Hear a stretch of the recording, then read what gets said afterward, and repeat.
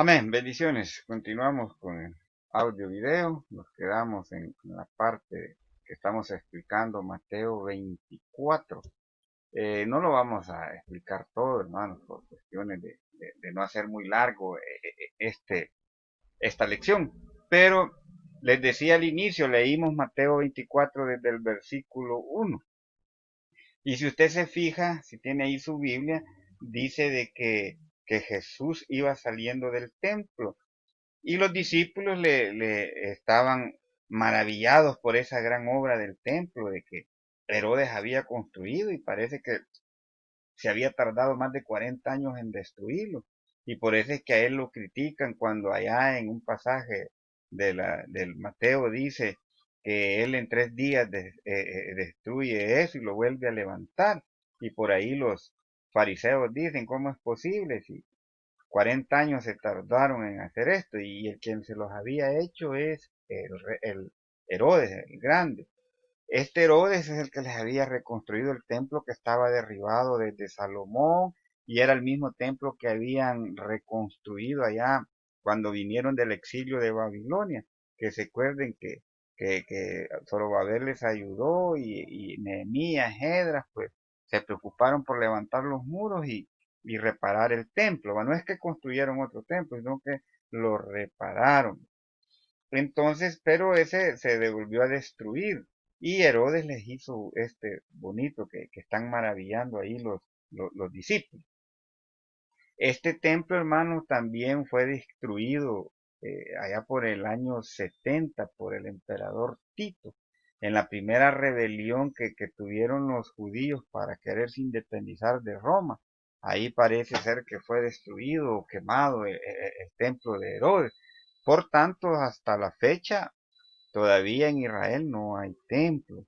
Se espera, hay muchos planos ya para que se construya el tercer templo.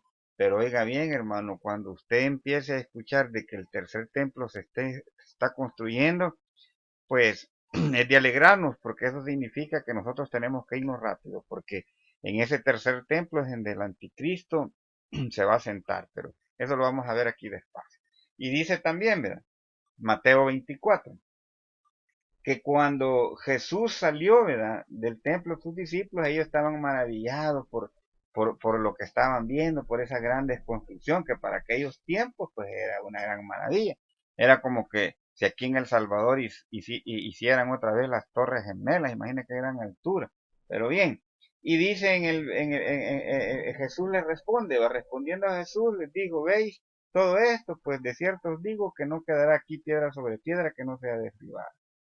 Y luego en el versículo 3, y esto es lo que quiero que usted le ponga atención de Mateo 24, y le preguntan a Jesús, ¿cuándo sucederá la destrucción de las cosas? Eso le están preguntando, primera pregunta. Segunda, ¿qué señales habrá de tu venida? Tercera pregunta, ¿qué señal habrá del fin del siglo? Dice ahí, o de los tiempos, o si usted le quiere poner del mundo. Entonces, aquí en Mateo 24, todo 24, a Jesús le hacen 3 preguntas, que él las empieza a contestar, no en el orden que se las dan, pero sí comienza a contestar una por una.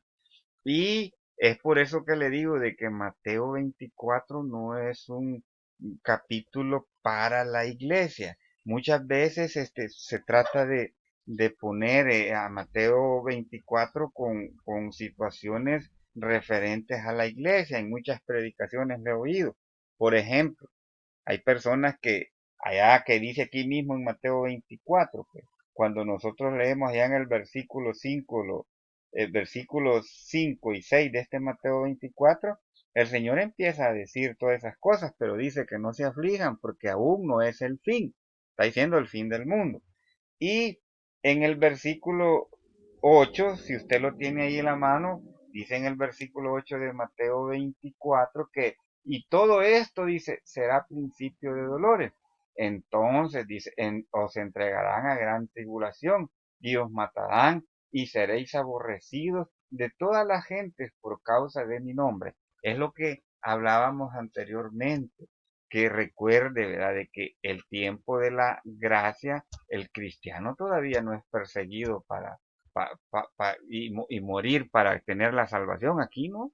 Aquí Cristo murió por nosotros, pero aquí esto, los que estén de acá, que sean evangélicos, pero no crean en la salvación por fe, pues lamentablemente se van a tener que quedar. ¿Y por qué se van a quedar? ¿Porque son pecadores, que son malos? Y probablemente no, porque la Biblia no dice eso. Se van a quedar por no creer que Jesucristo les perdonó sus pecados y que por su gracia son salvos, no por lo que hacen, ni por lo que andan haciendo, ni por lo que dejaron de ser. Entonces estas personas van a tener que pasar en esta tribulación. Y aquí sí, miren, aquí sí van a tener que preocuparse por portarse bien, por hacer todas las cosas lo mejor posible, porque aquí ellos tienen que pagar con su vida y por su obediencia y por su testimonio la salvación. Aquí no, aquí las personas, es Cristo Jesús el que murió por nosotros y Él pagó, Él nos regaló esa vida eterna con Él aquí en el cielo, pero de aquí para acá, los que se queden, va a haber un gran problema porque ahí sí van a tener que perseverar hasta el fin. Y ese es un versículo que ocupan mucho y está aquí en Mateo 24, que utilizan este versículo para decírselo a la iglesia. Por ejemplo, cuando usted le menciona a alguien de que somos salvos y que la salvación no se pierde, le empiezan a decir, ¿y dónde queda ese versículo que persevere hasta el fin? Ese versículo no se refiere a esta parte. Este versículo es de Mateo y aquí lo puede ver. ¿Y sabe a dónde se encuentra ese? En Mateo versículos 5 y 6. Mire, lo vamos a leer. Dice 5 y 6.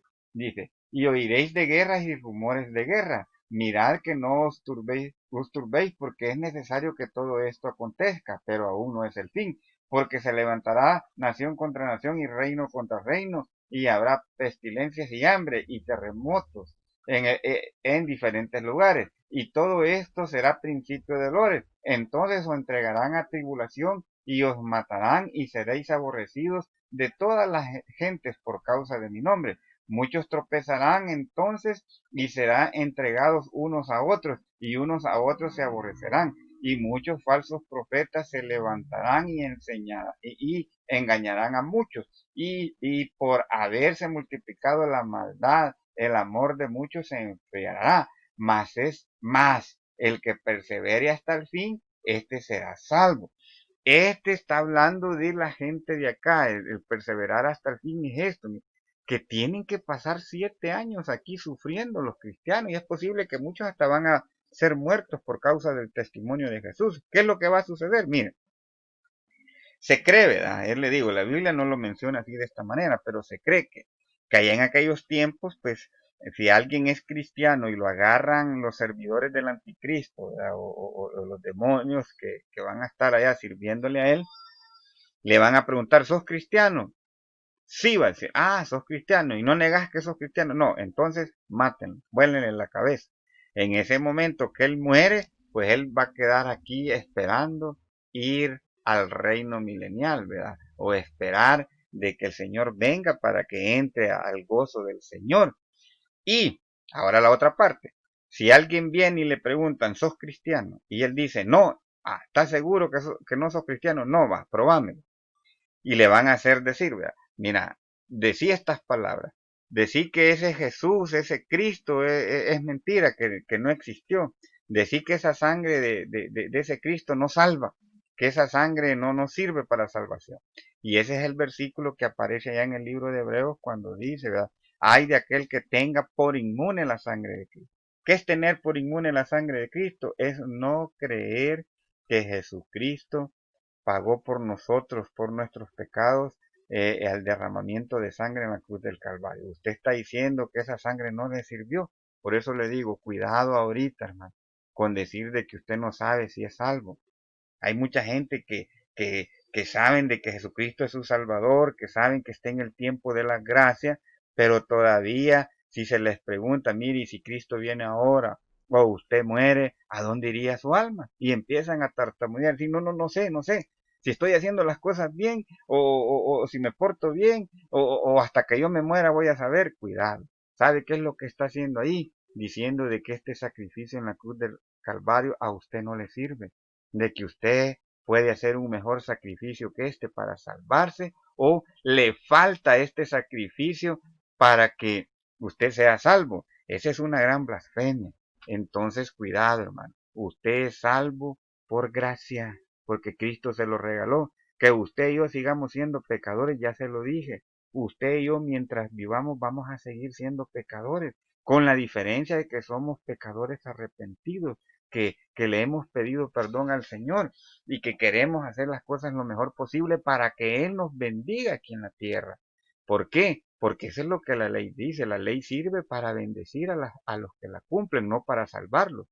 Pero la gracia, si usted tiene la gracia en Cristo Jesús y cumple la ley, pues es doblemente bendecido, hermano. Por eso es bueno hacer esas dos cosas que usted y yo tenemos que entenderlo. Entonces, volviendo aquí en la parte de la tribulación, Mateo 24 y muchos versículos más que hay, son versículos de la tribulación. Por lo tanto, no meta versículos en otro lado que no correspondan, especialmente para una doctrina o para hacer, querer meter una enseñanza. Cuidado, hay que saber los tiempos. Por eso le digo, estamos estudiando y por eso les puse este esquema. Mateo 24 es un versículo tribulacionario como muchos más que podemos ver, pero no lo vamos a explicar. Fíjese que también allá en el versículo 8 de Mateo 24 leímos que habla del principio de dolores. Ese principio de dolores es aquí, mire hermano, es después del arrebatamiento viene el principio de dolores porque va a haber un tiempo en que el anticristo les va a poner paz, va a hacer un pacto con todas las naciones, ese pacto que él va a hacer les va a llevar paz y por eso le digo de que lo que veíamos en los libros de Daniel sobre las bestias y todo eso, cuidado. Usted bien sabe de que hay muchas alianzas, muchos pactos que se están haciendo, que pueblos que eran enemigos y especialmente ahora en estos tiempos se están haciendo amigos, ¿verdad? Pero como dice allá que el barro y el hierro no son eternos, no pueden pegarse así, por, como decimos esa palabra, sino que de repente se sueltan porque no son compatibles. Y eso es lo que va a pasar. El anticristo, ¿qué es lo que va a suceder? Se va a hacer, luego después de los 3 años y medio, dice allá, que él se va a hacer pasar por Dios y es por eso que se necesita la construcción del tercer templo, que ya dicen que están los planos, ya están diciendo a dónde lo van a hacer. ¿Por qué no lo han hecho? Porque fíjese que como los judíos son tan literales en la ley, ¿verdad? Ellos lo quieren hacer en el mismo lugar donde estaba el templo último, el de Salomón y el de que les construyó Herodes. Pero ahora tienen un problema, que ese les pertenece está dividido ese templo, o sea que es parte que son de los que están en la franja de Gaza, que es la mezquita de Omán, ¿verdad? Que, que los palestinos tienen una parte y la otra parte es de Israel. En el momento en que lleguen a una negociación que lo van a levantar, es porque nuestra ida está más pronto que nunca en el arrebatamiento. Luego después, dice el versículo 12, que por haberse multiplicado la maldad, dice, el amor de muchos se va a enfriar. Y fíjese de que no es que estemos en la tribulación, ¿no? Pero ahorita se están viendo muchas cosas. Aquí hay mucha parte de la iglesia que se ha enfriado, hermano. Y la escritura dice que en los postreros tiempos, ¿verdad? Antes del arrebatamiento de la iglesia, los postreros son los tiempos finales de la gracia, si lo podemos llamar de esa manera. Dice que se van a ver cosas parecidas a las que se van a ver aquí en la tribulación. Y eso ya lo estamos viendo, muchas señales que se están cumpliendo, de las cuales muchas veces el pueblo de Dios no se percata. Jesucristo se lo dijo a los escribas y fariseos hipócritas. Vosotros pedís señales, dice, y no veis que las señales se están cumpliendo en sus propios ojos, ¿verdad? Y es aquel versículo que les habla que cuando el cielo tiene arboreares, dice, entonces sabéis si va a llover o no va a llover. Si veis que vienen nubes del norte, entonces decís hoy sí. Todo eso se los criticó Jesús. Pues lo mismo está pasando ahora. Nosotros estamos viendo tantas cosas que suceden, pero como lo salen ahí en las noticias los científicos diciendo que eso es normal, que eso ya había pasado y la gente le cree, mas no sabemos de que pueden ser los tiempos que el Señor está hablando. Bueno, vamos a dejar esta parte de acá, nos vemos en el próximo audio video. Vamos a seguir con la parte final de la tribulación y el milenio.